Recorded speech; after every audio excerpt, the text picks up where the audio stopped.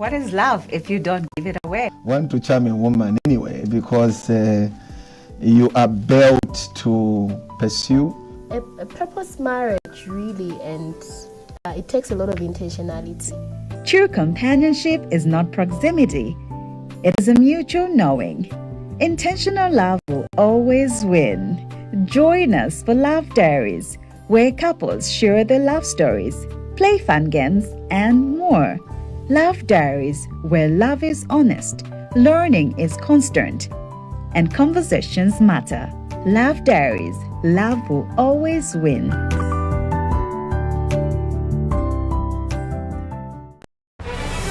If it's not on Prime TV 2, verify it. Our dedicated reporters across the country bring you accurate, well-researched news, keeping you informed 24/7. Catch us on Topstar Channel 110 and follow us on Facebook at Prime TV 2 Zambia. Prime TV 2, the home of breaking news.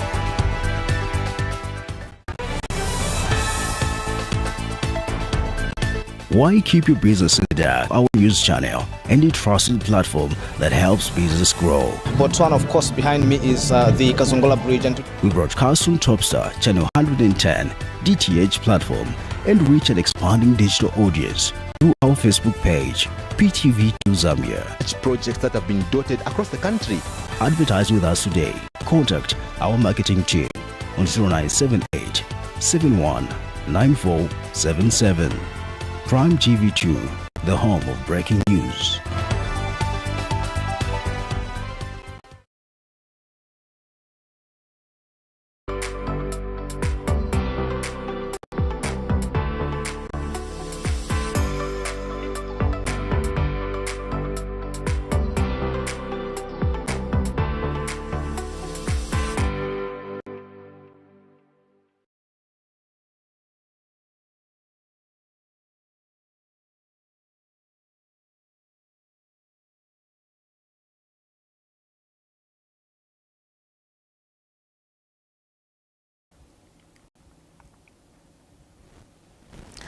Across a continent alive with history, resilience, my name is Rhoda Mlinga and this is Africa in Perspective on Prime TV 2. Now let's take a look at the stories shaping our continent today.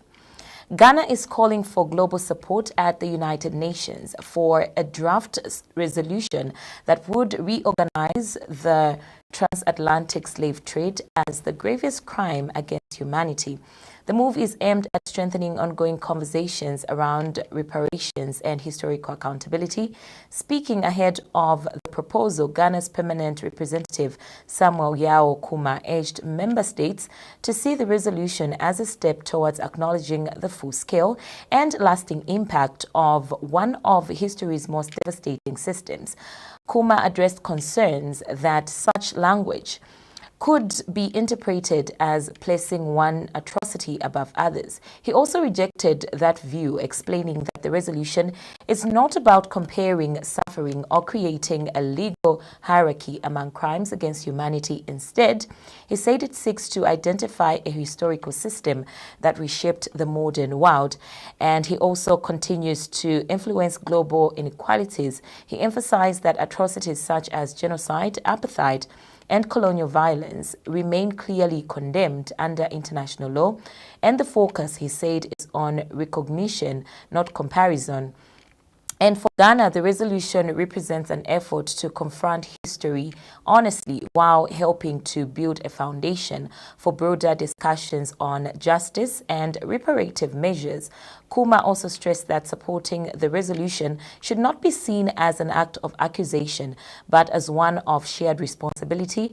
Acknowledging the past, he said, reflects a commitment to dignity, equality, and truth. Between 1501 and 1867, more than 13 million Africans were forcibly taken across the Atlantic, torn from their homes, families, and futures. The effects of that history continue to shape the world today. It's a big moment at the UN. Ghana's permanent representative is urging member states to back a draft resolution recognizing the transatlantic slave trade as the gravest crime against humanity. Samuel Gaukuma emphasizes this isn't about comparing tragedies. The concern has been raised that describing the trafficking and racialized chattel enslavement of Africans as the gravest crime against humanity creates a hierarchy among historical atrocities. Respectfully, that interpretation is misplaced. First, the resolution does not rank suffering, nor does it attempt to create a legal hierarchy of crimes against humanity. Every atrocity, genocide, apartheid, colonial violence, and other crimes recognized under international law remains unequivocally condemned. The resolution simply identifies the historical mechanism that fundamentally restructured the world. For Ghana, the resolution is about confronting history honestly and pushing the conversation on justice forward. Supporting this resolution is not an act of accusation, it is an act of recognition. It is an affirmation that the international community possesses the moral confidence to name historical realities and learn from them. The trafficking and racialized chattel enslavement of Africans shaped the world we have inherited. Acknowledging this truth honors not only the memory of those who suffered, but also the universal principles of dignity, equality, and justice upon which this organization was founded. Between 1501 and 1867, over 13 million Africans were forcibly taken across the Atlantic, torn from their homes and families. Wow, what a powerful reminder there that history is not just something that we remember, but of course something that continues to shape identity, policy, and global conversations today. We move on to our neighboring country, Zimbabwe, where political tensions are rising. Opposition leader Tendai Biti has been granted bail after spending the weekend in detention. He was arrested near the Mozambique border alongside an activist accused of holding a public meeting without notifying authorities. A court in Mutare released both on bail of $500 with orders to report to police every 2 weeks. But this case is actually part of a bigger story. Zimbabwe is facing growing unrest over proposed constitutional changes that could extend President Mnangagwa's rule beyond 2028 and shift presidential elections from a public vote to parliament. Changes threaten democracy and of course accuse authorities of intimidation, abductions and repression.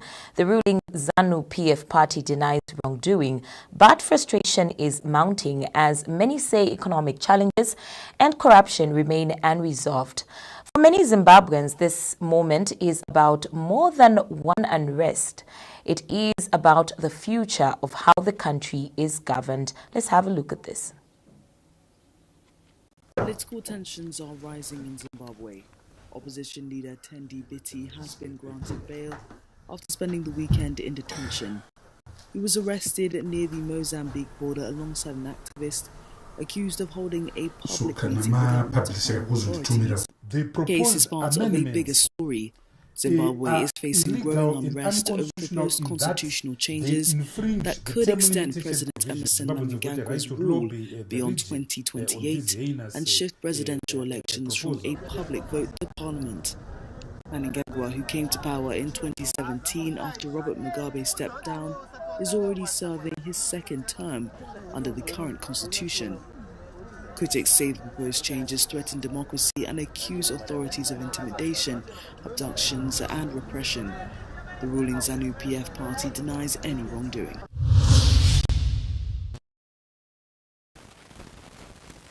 Well, and beyond the headlines, this reflects a deeper question many African nations continue to face: how to balance power, governance and the will of the people. We go to South Africa, where airlines are facing mounting pressure as rising fuel prices and regional tensions disrupt operations. Jet fuel prices have surged more than 70% since late February due to instability in the Middle East. This has prompted some carriers to raise ticket prices and introduce temporary surges. However, aviation experts caution that these moves may be premature. Guy Leach, editor of SA Flyer magazine, notes that airlines typically hedge 80 to 85% of their fuel costs for 6 to 12 months. And he also says that there shouldn't be this immediate knock-on effect. He said, suggesting that the industry may be overreacting. Leach also warned of broader consequences for travelers with higher costs. Discretion saw drop off quite sharply. He also said this signaling potential challenges for airlines and passengers alike. The ripple effects extend beyond fuel bills, with the Middle East serving as a critical aviation hub. Rerouted flights and suspended services are disrupting operations worldwide, and for South Africa, heavily strain on the sector. We do have more details in this report. South African airlines are feeling the pinch. Fuel prices have jumped over 70% since tensions in the Middle East escalated after February 28th. To cope, some carriers are raising ticket prices, passing the cost straight to travellers.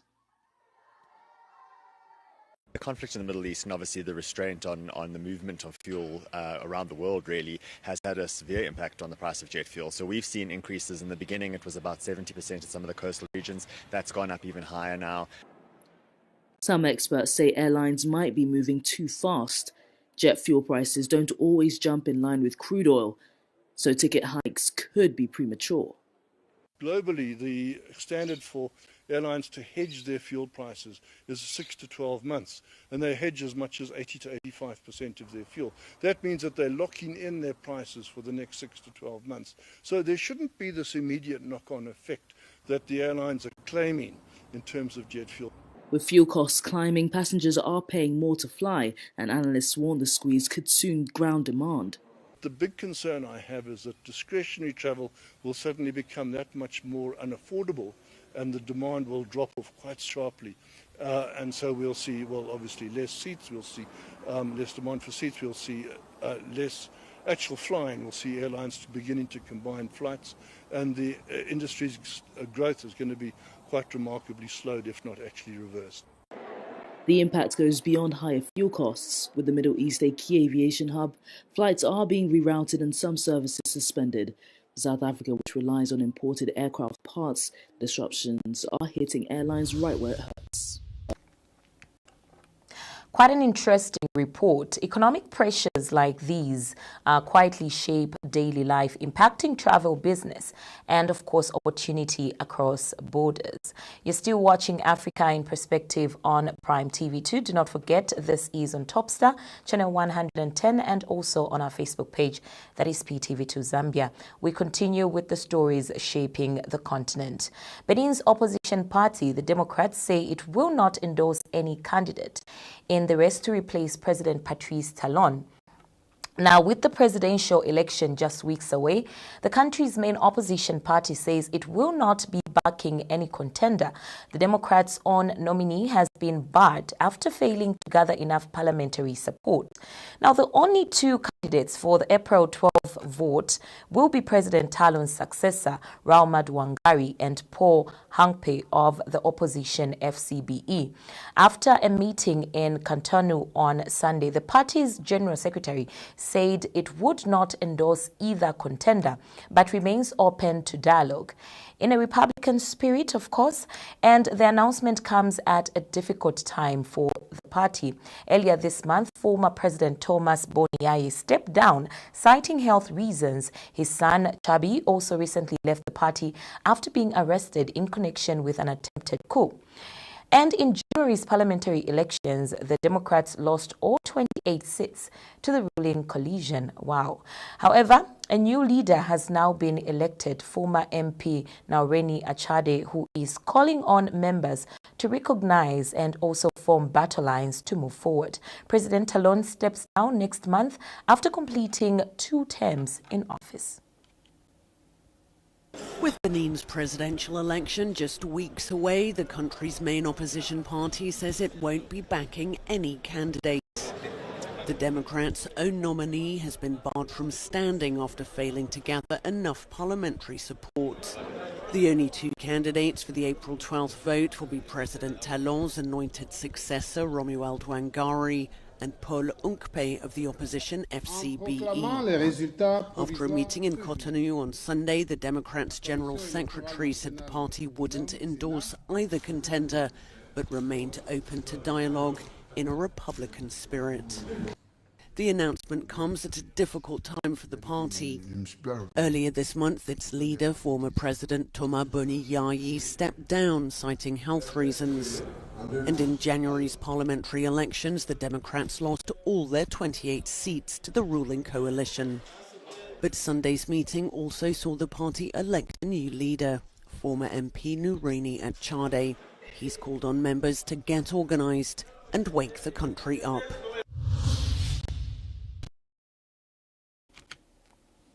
Well, moments like these highlight how quickly the political landscape can change and how leadership decisions today can redefine a country's future. We move on to a last and final story. Nigeria's Dangote mega refinery says it has begun exporting fuel to other African countries. As global oil prices soar due to the Middle East war, the ongoing conflict has disrupted oil delivery. By Africa's richest man, Aliko Dangote, announced it has sold 12 cargoes, totaling to 456,000 tons, to countries including Ivory Coast, Cameroon, Tanzania, Ghana, and of course Togo. Located near Lagos, the refinery has a capacity of 650,000 barrels per day, enabling it to exceed Nigeria's domestic fuel demands. It also says supplying other African countries will help to strengthen energy security across the continent. A spokesperson says demand has increased even beyond Africa, especially for jet fuel. In Nigeria, petrol prices have risen sharply from 830 naira per litre to more than 1,300 naira in Lagos. Wow. Before the refinery opened in 2024, Nigeria relied heavily on fuel imports, with frequent shortages reported. We do have more details in this story. Nigeria's Dangote refinery has begun exporting fuel to other African countries as global oil prices climb amid the war in the Middle East. The private refinery owned by Africa's richest man, Aliko Dangote, says it has already shipped 12 cargoes, around 456,000 tons of fuel to Ivory Coast, Cameroon, Tanzania, Ghana, and Togo. Located just outside Lagos, the plant can process up to 650,000 barrels of oil a day. Dangote says that is enough to cover Nigeria's own needs and still supply neighbors across West, Central, and East supplies through the vital Strait of Hormuz, and that there is strong demand even from outside Africa, especially for jet fuel. At home, Nigerians are feeling the pressure. Petrol prices in Lagos jumped from about 830 naira a litre to more than 1,300. And this is where Africa's strength becomes very clear, not just in facing global challenges, but in building solutions from within the continent itself. Well, as we have seen today, Africa is not standing still. It is confronting its past, navigating its present, and actively building its future. These are not just headlines, they are the realities shaping millions of lives across the continent. Thank you so much for joining me. My name is Rhoda Mlenga, and you have been watching Africa in Perspective on Prime TV2.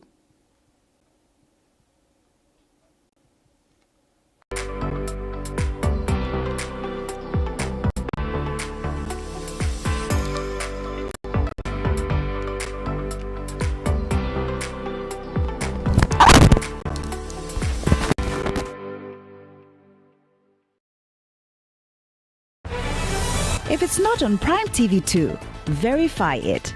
Our dedicated reporters across the country bring you accurate, well-researched news, keeping you informed 24/7.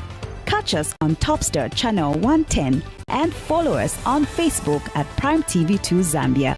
Prime TV2, the home of breaking news.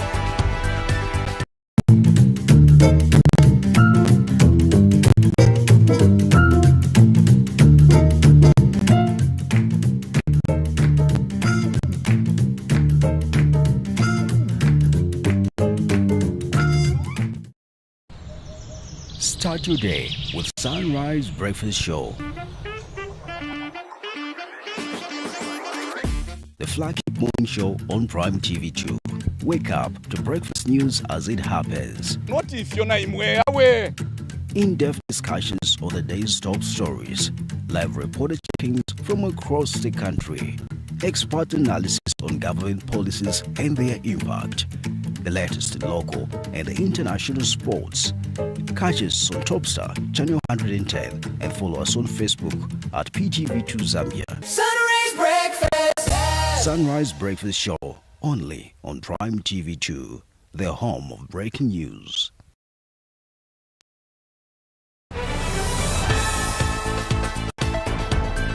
Why keep your business in the dark? Shine a spotlight on your brand with Prime TV 2. Has been assaulted by the ant. Zambia's first ever 24-hour news channel and a trusted platform that helps business grow. Botswana, of course, behind me is the Kazongola Bridge. And we broadcast on Topstar Channel 110, DTH platform, and reach an expanding digital audience through our Facebook page, PTV2 Zambia. Projects that have been dotted across the country. Advertise with us today. Contact our marketing team on 0978 71 9477. Prime TV 2, the home of breaking news.